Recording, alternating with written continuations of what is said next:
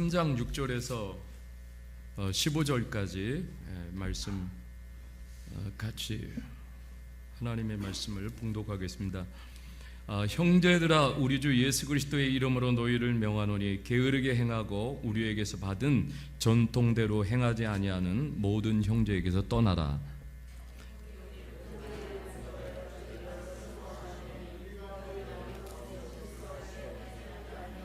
누구에게서든지 음식을 값없이 먹지 않고 오직 수고하고 애써 주야로 일함은 너희 아무에게도 폐를 끼치지 아니하려 함이니,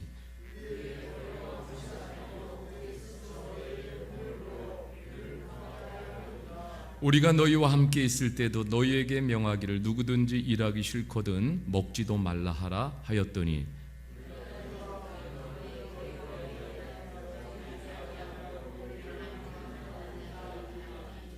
이런 자들에게 우리가 명하고 주 예수 그리스도 안에서 권하기를 조용히 일하여 자기 양식을 먹으라 하노라.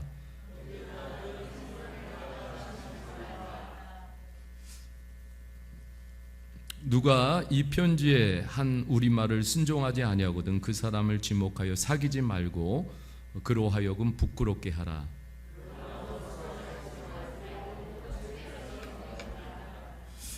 아멘. 오늘 말씀의 제목은 영혼의 바이러스 게으름이라는 제목으로 하나님의 말씀을 나누겠습니다. 참 우리가 살아가는 이 세상 지금 보면은 세상이 곧 무너질 것 같고 또 망할 것과 같은 그러한 상황 속에 놓여져 있는 것만 같습니다. 그래도 그나마 이 세상이 질서를 유지하는 것은 아직도 성실한 사람들이 자리를 지키고 있기 때문에 세상은 유지된다고 믿습니다. 세계관 충돌이 거세지는 시대에 돌입했습니다. 기독교 세계관과 세속적 세계관이 더 강하게 충돌을 하고 있습니다. 이때 우리가 더 영적으로 무장하여 그런 세속의 기세에 눌리지 않는 우리 모두가 되어야 할 것입니다. 데살로니가 교회는 로마 제국의 강하고 거대한 세속화의 파워에 눌리지 않고 믿음과 사랑과 소망을 더욱 굳건하게 세워나가면서 다른 교회들에게 도리어 힘을 주었습니다. 아주 주님께 신실한 교회였습니다. 정말 우리는 이런 데살로니가 교회 초대교회 성도들과 같은 신앙의 저력을 본받아야 할 것입니다. 이 바울 사도가 서신서를 쓰는 목적은 모두 영적 성숙을 위한 것입니다. 우리가 서신서를 읽으면서 성경을 읽으면서 성숙이라는 관점으로 우리가 성경을 보아야 합니다. 그러면서 끊임없이 오늘도 자신을 성숙시켜 나가야 합니다. 이 성숙의 키워드는 우리가 더욱 하나님 앞에서 신실한 사람들이 되는 것입니다. 데살로니가 후서에서는 오늘 우리가 읽은 말씀에서 보면은 주님은 다시 오십니다. 반드시 다시 오십니다. 그리스도의 재림을 기다리면서 일상을 멈추고 일도 그만두고 또 게으름 가운데 빠진 성도들이 있었습니다. 초대교회는 거짓 교사들이 큰 문제였어요. 이렇게 거짓 교사들이 이 거짓 복음을 교회마다 이렇게 전파하면서 교회에 큰 혼란을 겪게 했어요. 오늘날도 이 거짓 사역자들이 곳곳에서 일어나서 우리가 알게 모르게 큰 영적 문제들을 일으키고 있습니다. 여러분, 그 거짓에 빠진 오늘도 거짓 사역자들이 얼마나 교회의 건강성과 성도들의 영적 건강을 크게 해치고 있는지 모릅니다. 특별히 유튜브라는 매체를 통해 가지고 거짓 사역자들이 더 날개를 다른 듯 기승을 부리고 있어요. 검증 자체가 그들에겐 필요가 없잖아요. 그러면서 유튜브를 통해서 거짓 복음을 살포하고 있습니다. 유튜브, 그래서 우리가 오늘 이 시대를 살아가면서요, 이 유튜브라는 매체를 우리가 정말 선하게 사용하면 선한 것이고 악하게 사용하면 악한 도구가 되잖아요. 그래서 우리가 유튜브를 우리가 이렇게 보면서, 그런데 우리가 경계해야 될 것은 유튜브에 의존적 신앙을 내려놓을 필요가 있다라는 것입니다. 너무 많은 사람들이 제가 볼 때 유튜브를 의지하면서 신앙생활을 하고 있어요. 여러분, 과거나 지금이나 성경에서도 끊임없이 우리에게 보여주는 것은 여러분 하나님의 책을 붙잡아야 될 줄 믿습니다. 시대가 어떻게 변해도 우리는 하나님의 책을 붙잡아야 돼요. 여러분, 성경이든 신앙서적이든 여러분 붙잡으시기를 바랍니다. 한번 생각해 보세요. 목사가 책을 내려놓는다 생각해 보십시오.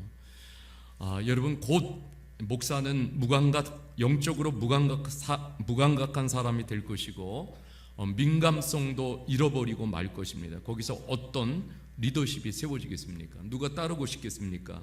소경이 소경을 인도하는 꼴이 될 것입니다. 여러분, 거짓 교사들은 그 당시에 데살로니가 교회에 와서 주님이 이미 오셨다라고 거짓 편지를 돌려대면서 큰 영적 혼란을 부추겼습니다. 어느 시대에도 이 사방에서요, 지금도 마찬가지지만 그때도 거짓 이단과 또 사이비, 유사, 기독교로 포장하여 많은 거짓 교사들이 거짓 복음을 주도하고 있습니다.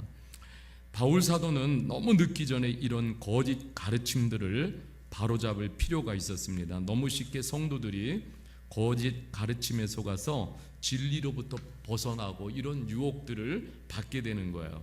제가 질문 하나 해보겠습니다. 만일 주님이 내일 오신다면 성도님들은 오늘 무슨 일을 하시겠습니까? 네, 사과나무를. 성경을 제대로 믿는 성도들이라면 대답은 간단합니다. 나는 그동안 해온 일을, 일상을 계속하겠습니다. 다시 말해, 신실한 성도는 주님의 재림을 기다리면서 날마다 말씀에 순종하는 삶을 살면 되는 것입니다. 신실히 맡겨주신 일에 최선을 다하면서 살면 되는 거예요.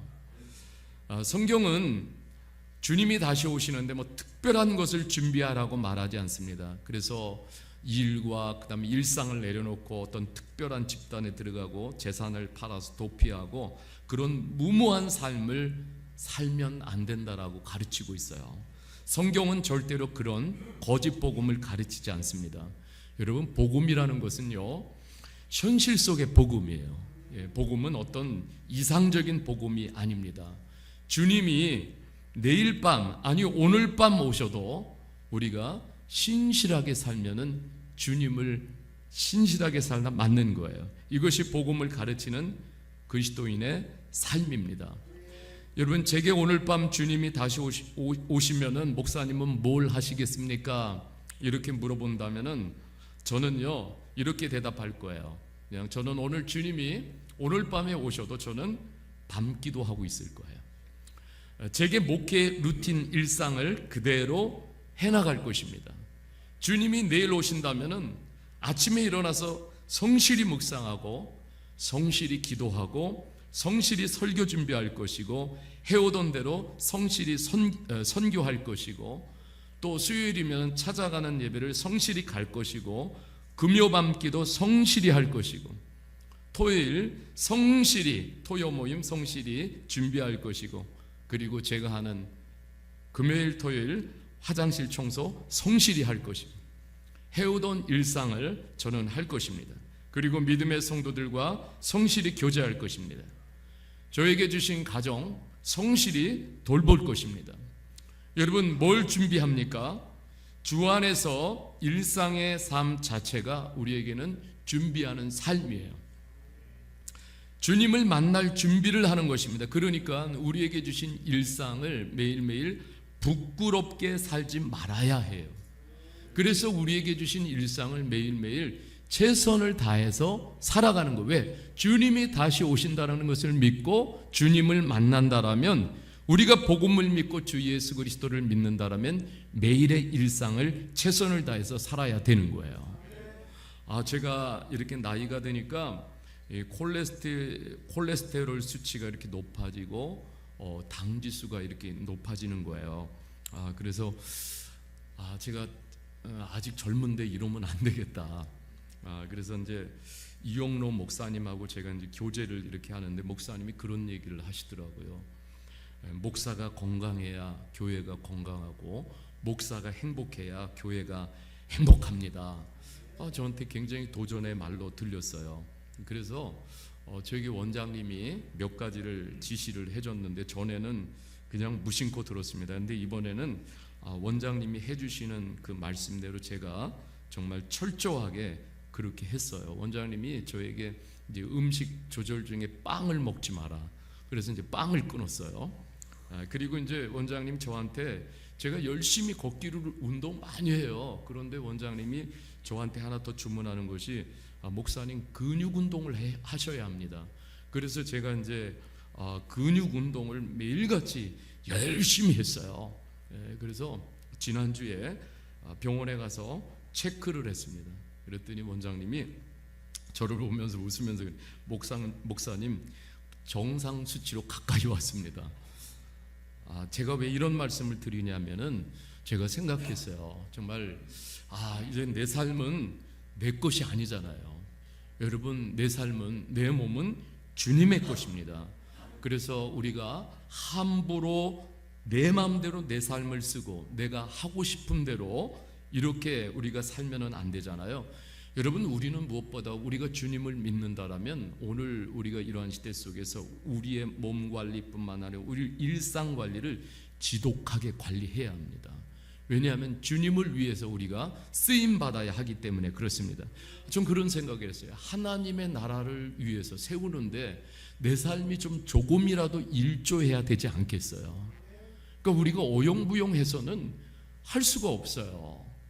여러분, 어저께 우리가 경기글로벌센터 소장님을 모시고 우리가 특강의 시간을 가졌는데 정말 너무 의미 있고, 그리고 우리 모두에게 많은 도움이 되는 시간이 되어졌어요.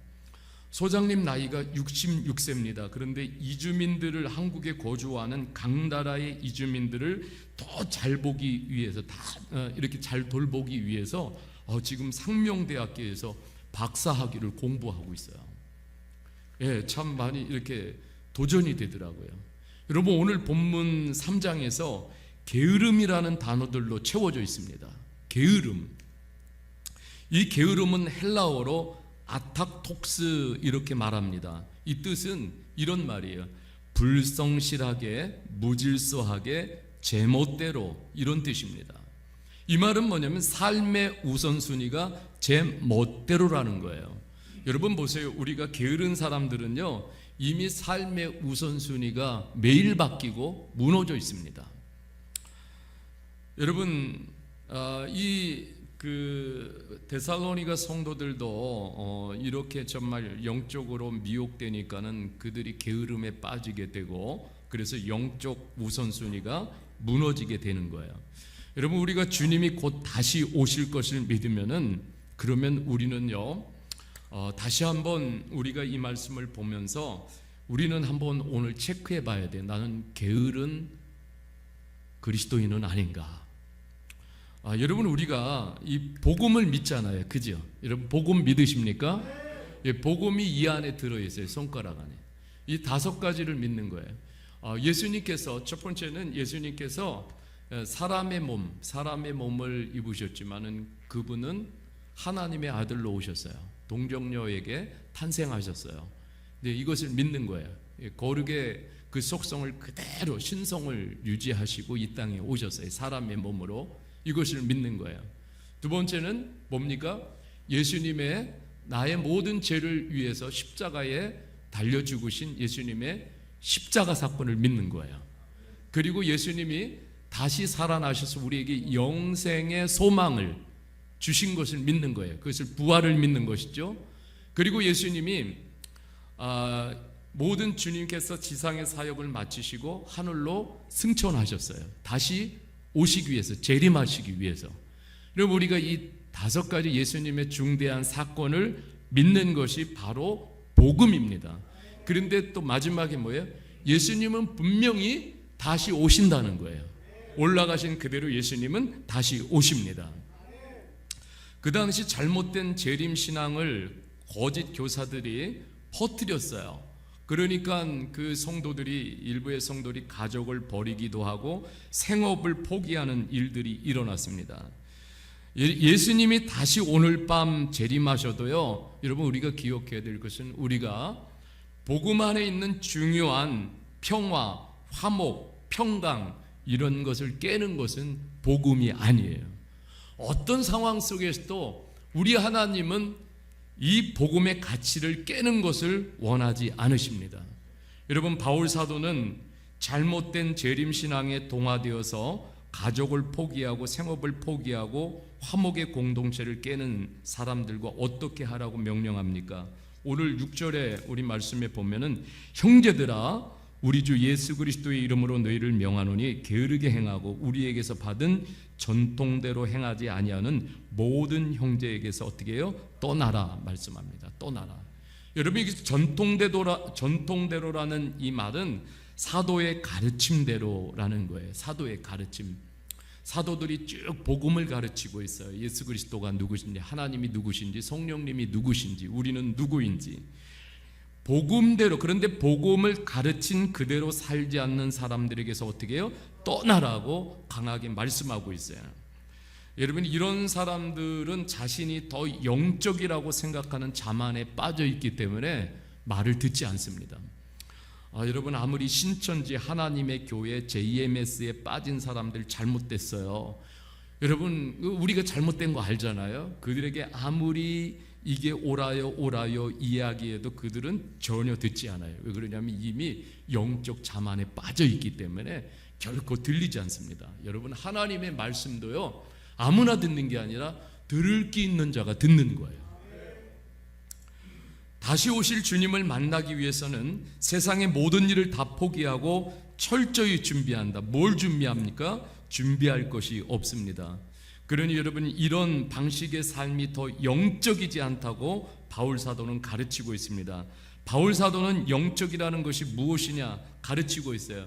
여러분, 영적인 삶이 그냥 우리가 세상과 분리해서 동굴로 들어가고 섬으로 가고 산으로 올라가고 울타리를 치고 자기 성을 만들고 하는 것은 영적인 것과는, 영적인 삶과는 거리가 멀다는 거예요.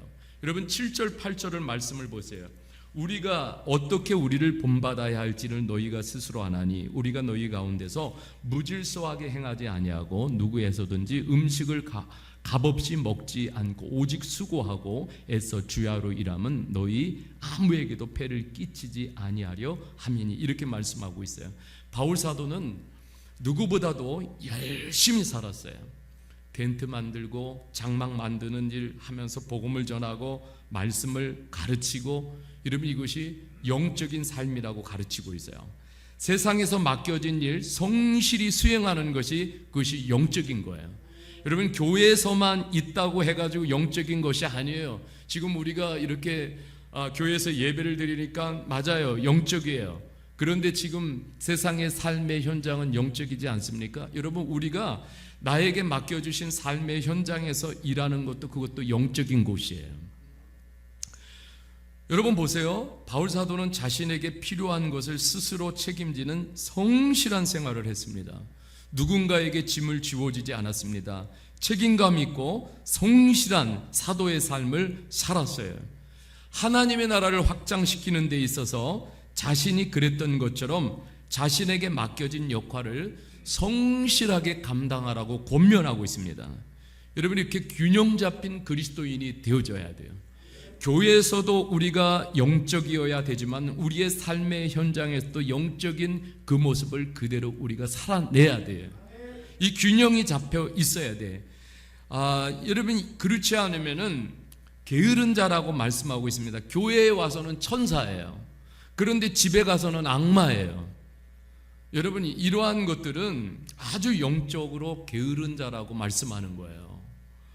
여러분, 더 강하게 말씀합니다. 10절에 보십시오. 이렇게 말씀하고 있어요. 우리가 너희와 함께 있을 때도 너희에게 명하기를 누구든지 일하기 싫거든 뭐라고 그래요? 먹지도 말라. 일하기 싫거든 먹지도 말라. 주님은 곧 다시 오시는데 다 멈추고 기다려야 하는 것 아닌가? 바울 사도는 냉정하게 말씀합니다. 주님이 오늘 밤 오시더라도 일하라, 사역하라. 주님이 오시는 시간까지 하나님이 주신 능력 또 은사를 성실하게 사용하는 것이 재림을 기다리는 참된 성도들이 해야 할 일이라는 거예요. 올바른 재림 신앙은 내게 맡겨주신 일, 이거 있잖아요. 열심히 땀 흘리며 일하다가 주님을 만나는 것이 영광이고 행복입니다. 여러분, 우리의 삶의 자리에서 신실하게 성실하게 맡겨진 일을 행할 때 우리를 통해서 복음이 확장이 되는 거예요. 여러분, 오늘 우리가 살아가는 이 시대에 말세의 징조가 강하게 곳곳에서 나타나고 있어요. 이때 우리가 어떻게 해야 되겠습니까? 여러분, 막 혼돈하고 우리가 방황하고 이리저리 휘둘리고 이것이 아니라 오늘도 아무리 말세의 징조가 강하게 나타나도 우리는 우리의 할 일을 신실하게 해가면 되는 것입니다. 더 신실해야 됩니다. 우리가 그리스도인으로서 맡겨진 일상에서 성실하고 신실하게 행할 때 주님의 복음은 드러나고 그것에서 예수 그리스도가 보여지는 거예요. 여러분, 우리는 그래요. 집에서 우리 여기 아내 되는 주부들은요, 주님이 오늘 밤 내일 오신다고 그래도 뭐예요? 일상을 해야 돼. 밥 잘 챙겨주고 가족들 집안일도 잘 돌보고, 남편들은 또 가정도 잘 돌보고 한눈 팔지 않고 직장에서 성실히 일하고 가정들을 돌보고, 자녀들은 학교에서 열심히 성실히 공부하고. 여러분, 이것이 주님을 기다리는 성도의 모습이에요. 여러분, 제가 저와 여러분들도 많이 보지만은 교회를 안 다녀도요, 성실한 사람들은 세상 곳곳에 널려 있어요. 그죠? 얼마나 성실한 사람들이요. 그런데 여러분, 우리 그리스도인들은 그래서 더 지독하게 성실해야 돼요. 정말 지독하게 성실해야 돼요. 그래야 여러분, 우리는 우리의 영성과 또 우리의 신앙 믿음을 잃지 않고 지탱해 갈 수 있어요. 주님이 다시 오실 때 주님은 우리가 부름받은 일을 잘 하고 있는지 보실 것입니다. 실로암 교회도요, 다른 것이 아닌 미얀마 선교를 위해서 최선을 다하고 있으면은 주님이 기뻐하실 거예요. 여러분, 11절에도 보면 이렇게 말씀하고 있잖아요. 우리가 들은즉 너희 가운데서 게으르게 행하여 도무지 일하지 아니하고 일만 만들기만 하는 자들이 있나니, 이렇게 말. 주님은 주님의 공동체에 게으름이 전파되는 것을 굉장히 싫어합니다. 게으름은 영혼의 바이러스예요. 여러분, 게으름의 바이러스가 다 전염이 돼가지고 퍼지면은 교회의 영적인 건강성은 깨지게 될 거예요. 건강한 공동체가 깨지고 말 것입니다. 게으름의 증거는 오늘 보면 남의 일에 참견하기를 좋아하고 참견자들, 그 다음에 성도들에게 여러모로 부담을 안겨주고 자기 책임은 회피하고 일은 하지 아니하고 일을 만드는 사람들, 이게 엉뚱한 일이에요. 하나님 기뻐하지 않는 일, 이게 부정적인 차원에서 쓰인 말이죠. 여러분, 이러한 사람들 12절에 보면은 이런 자들에게 우리가 명하고 주 예수 그리스도 안에서 권하기를 조용히 일하여 자기 양식을 먹으라. 조용히 일하라고 권면합니다. 주님이 오늘 밤 아니 내일 오셔도 자기 일을 하라는 것입니다. 소란 피우지 말라는 거예요. 성실을 강조하고 있습니다. 여러분, 한 번밖에 없는 인생이잖아요. 여러분, 시간도 무작정 주어진 것이 아닙니다. 우리가 정해진 시간을 함부로 낭비하는 것은 하나님의 시간을 도둑질하는 것입니다. 어제도 이렇게 강의하면서 소장님 그런 얘기 하셨어요. 한국에 와가지고 우리 형제들 자매들 정말 이 시간 너무 소중한 시간이다. 그러니까 많은 사례들 수없이 보면서 이렇게 너무 소중한 시간에 그냥 술 마시고 열애하면서 한국에서 시간을 낭비하는 사람들이 너무나 많다는 거예요. 여러분, 이 바울 사도는 게으름은 죄이기에 철저히 경계하라는 것입니다. 이 게으름의 정체는 자기 마음의 정욕을 따라 살려는 강한 욕망에서 비롯됩니다.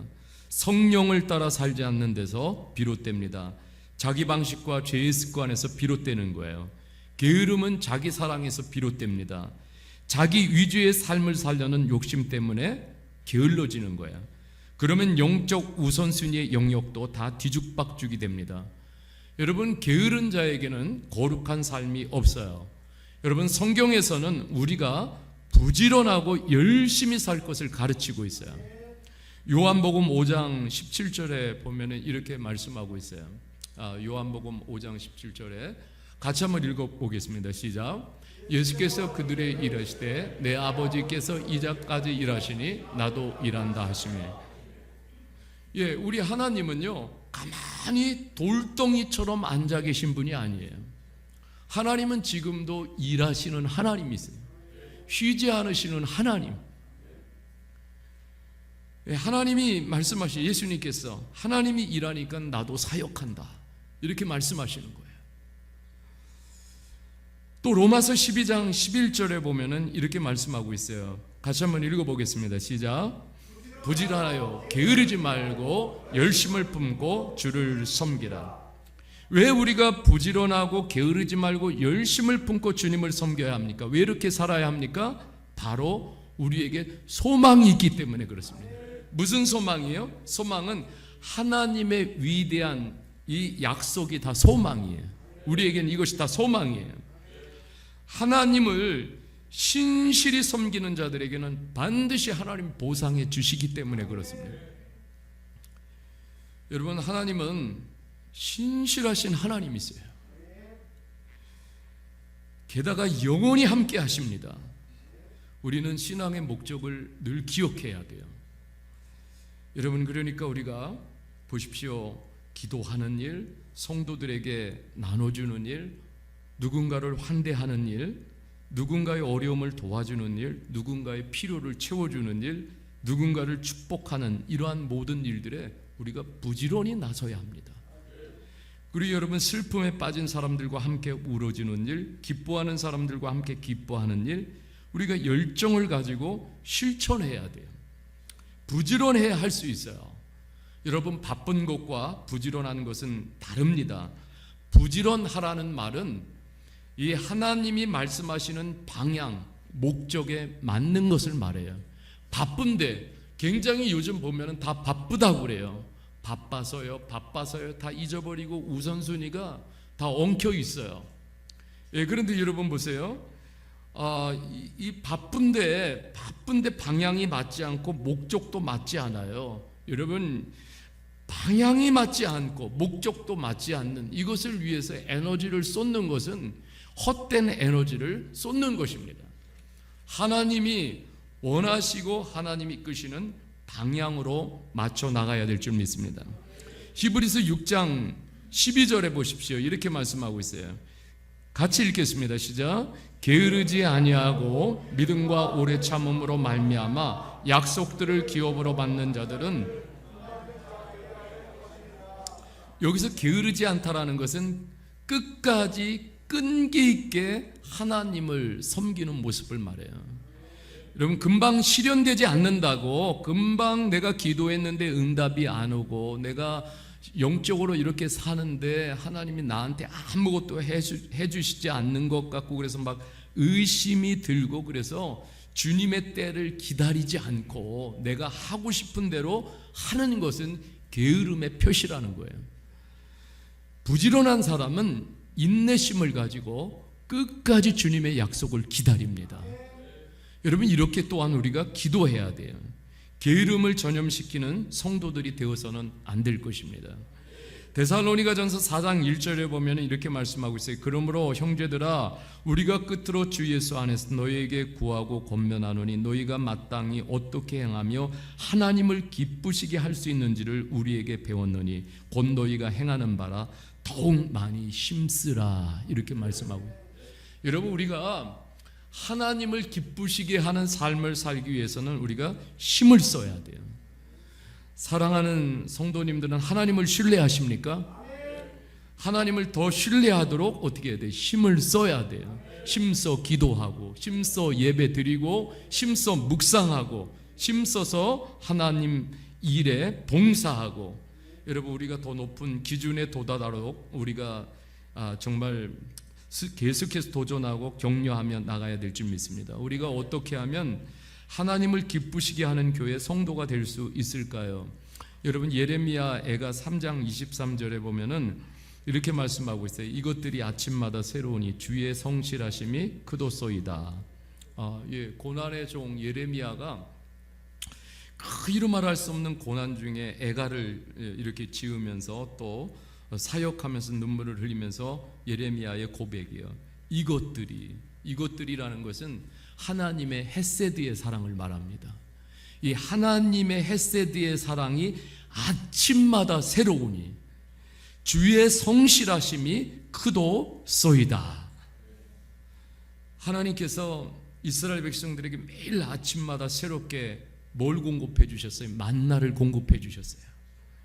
하나님의 헤세드의 사랑은 아침마다 새롭게 태양이 떠오를 때마다 그 헤세드의 사랑을 우리에게 비춰주시는 거예요.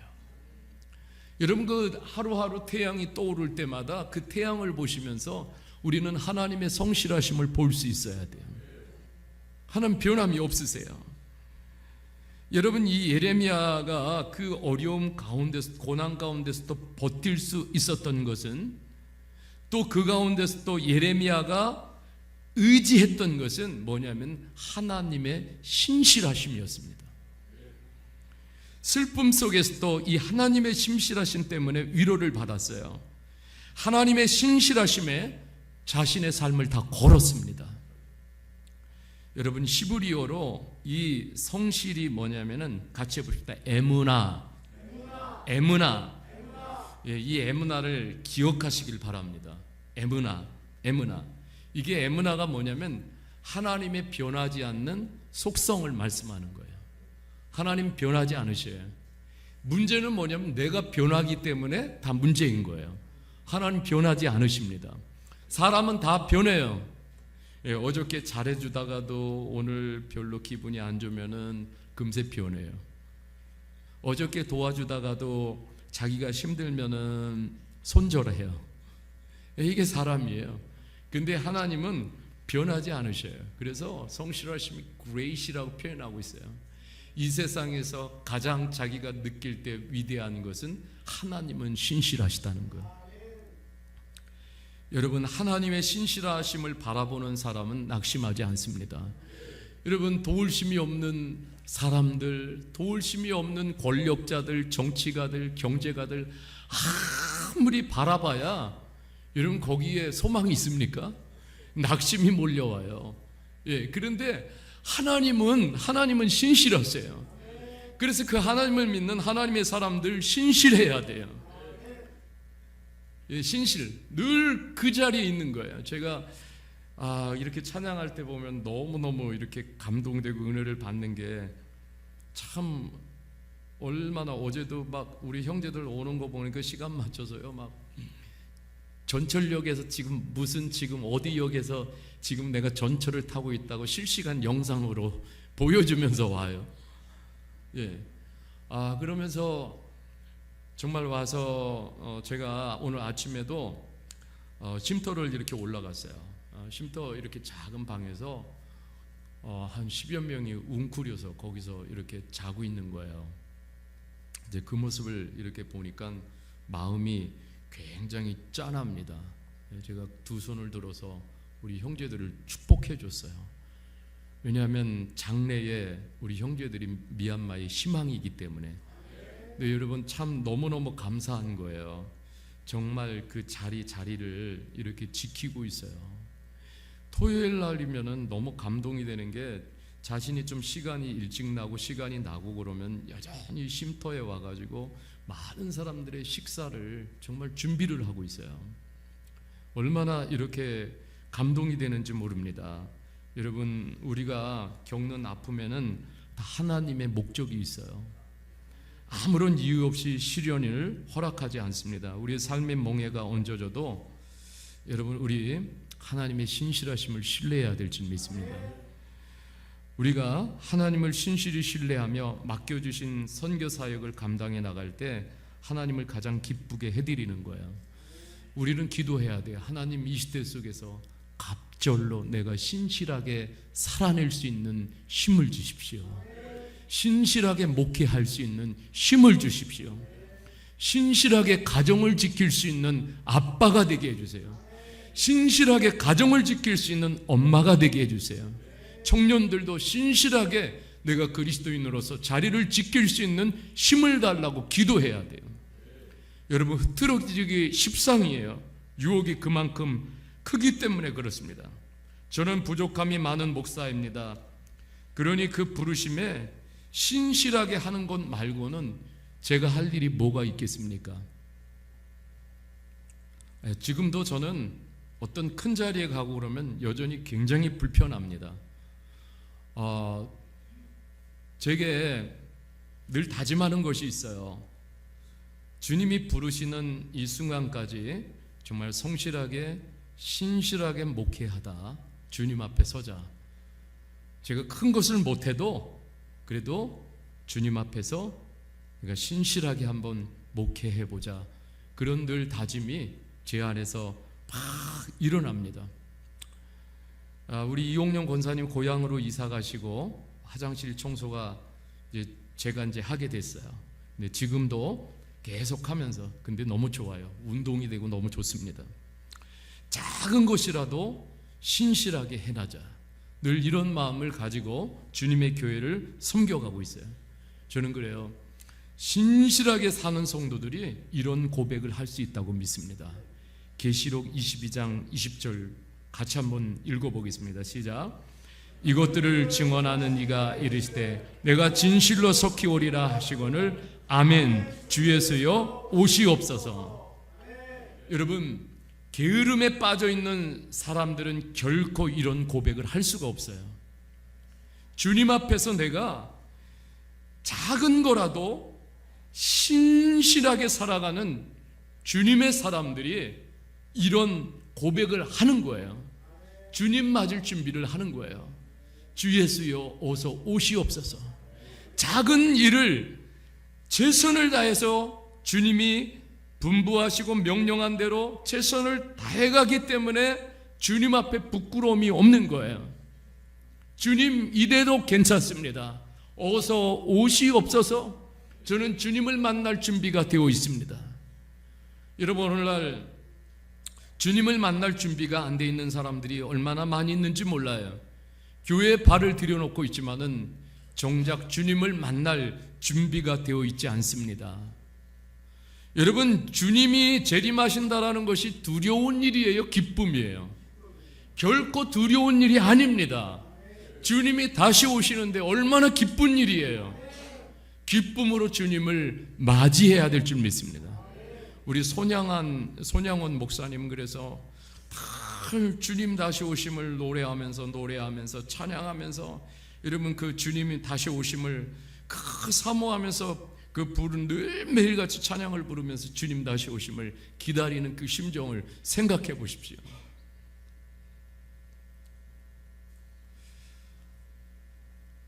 여러분, 우리가 참 땀 흘리며 씨를 뿌리다가 주님을 만나는 것은 엄청난 영광이에요. 근데 주님께서 뭐라고 말씀하실까요? 착하고 충성된 종이라고 칭찬하실 것입니다. 여러분, 우리에게 교회에서도 우리 직장 가정에서 어떤 일이 작은 일이 맡겨져도 여러분 그 일에 우리가 신실함을 다하는, 성실함을 다하는 우리 실로함교회 성도들이 되어졌으면 좋겠어요.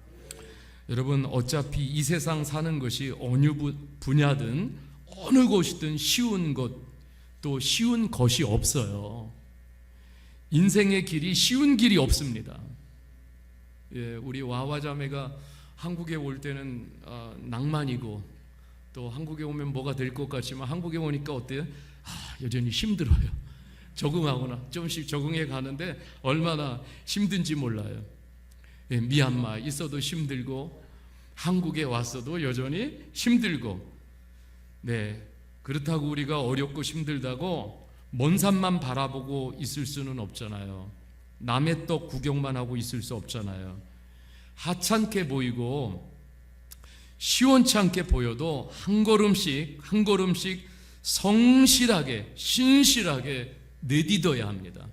여러분, 우리가 그 발걸음을 한 걸음 한 걸음 내딛다 보면은요, 세상이 조금씩 바뀌는 거예요. 신실한 사람들이 한 걸음씩 한 걸음씩 믿음으로 내디딜 때에 그 자리가 하나님의 나라가 임하고 주님의 빛이 임하는 거예요. 주님의 신실함이 보이는 거예요. 여러분, 우리가 뭐 큰 일을 해야 되고 뭐 우리가 어마어마한 일을 해야 되고 그거 아니에요.